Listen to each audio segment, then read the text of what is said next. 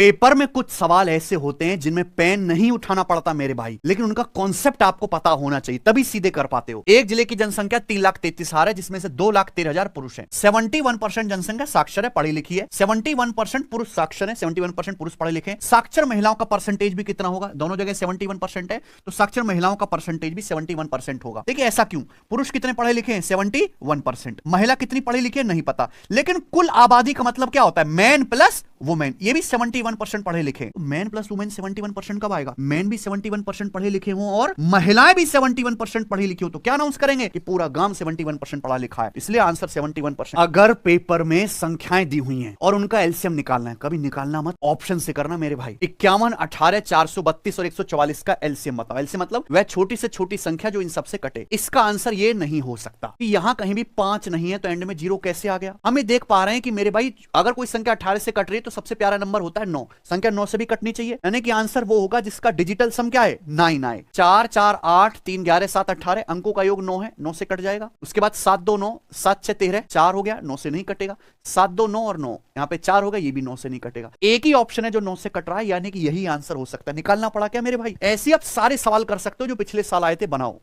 Previous year में अंधाधुंध पूछे गए ऐसे सवालों को कैसे उड़ाना है 5 सेकंड में। वह बड़ी से बड़ी संख्या ज्ञात कीजिए जिससे 2340 और 1551 को भाग देने पर क्रमशः 40 और 33 शेषफल प्राप्त हो। हमें वो बड़ी से बड़ी संख्या बतानी जिससे 2340 को भाग दो तो कितना शेषफल बचे? 40। यानी कि 2340 में से 40 घटा दीजिए, यानी कि अगर 2300 को भाग दूं तो कोई शेषफल नहीं बचना चाहिए। तो हमें एक ऐसी संख्या ढूंढनी जो 2300 को पूरा पूरा डिवाइड करे। और वो कैसे चेक कर लो? केवल ऑप्शन से, आगे चेक मत करो। 48 से नहीं कटेगा क्योंकि 2300 का मतलब है 23 गुणा 100। 56 से नहीं कटेगा, 28 से नहीं कटेगा, 46 से कट जाएगा। ये 46 का मतलब होता है 23 दूनी 46 और 46 जो है 23 गुणा 100 को डिवाइड करेगा। क्या आंसर आ गया? 2 सेकंड में हुआ कि नहीं? बिल्कुल ऐसे ही ये सवाल उड़ा के दिखाओ खटाक। बच्चों की आदत बनी हुई है कि सवाल देखा नहीं और सॉल्व करना शुरू। अरे ऑप्शन का मुंह फुकाने को दिए हैं, इनका इस्तेमाल करो बढ़िया से। जब 12, 15, 18, 20, 25 से सबसे छोटी संख्या x को भाग दिया जाता है तो प्रत्येक स्थिति में क्या शेषफल बचता है? 5। x 7 से भाग भी होता है, x 7 से विभाज्य है। x का मान कितना है? कोई भी नंबर पकड़ लो जो आपको आसान सा लगे। ऐसी संख्या ढूंढनी है जिसको 25 से भाग करने पर क्या शेषफल बचे? 5। और 25 का नियम क्या है? लास्ट के 2 अंकों को 25 से भाग करने पर क्या आना चाहिए? 5। 25 दूनी 50, 15 आएगा, ये 6 आ जाएगा मेरे भाई। ये कितना आ जाएगा? 5 और ये 25 दूनी 50, 10 शेषफल आ गया। यानी कि आंसर क्या है? Second option. 7 से भी कट रहा है 3605 को, मतलब 3500 प्लस 105। 3500 भी 7 से कट गया, 105 भी खटाक से आंसर उड़ा दिया। ये बताओ जल्दी से।